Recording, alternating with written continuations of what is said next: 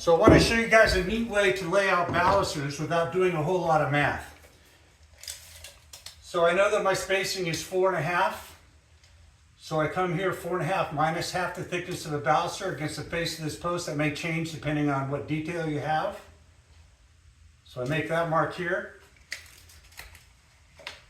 And I make my mark over here for where this last baluster has to go. I set up my compass dividers for 4.5. That's what I want to start at.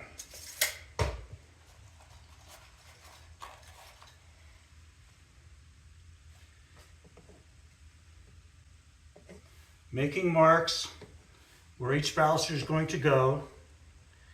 And I see when I get to the end here, I'm a little bit short. So what I'm going to do is open the dividers up just a little bit.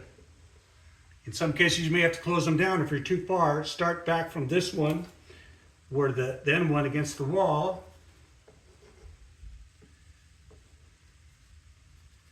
And walk the dogs back until they meet up with your other mark. And that is my layout for these balusters. And that's without having to do a whole lot of math and then marking it off with your tape measure and still being off a little bit because of a 1/16 of an inch here over a 10-foot span is a big difference. This way here, you can do it, the eye doesn't see it, and you're ready to go.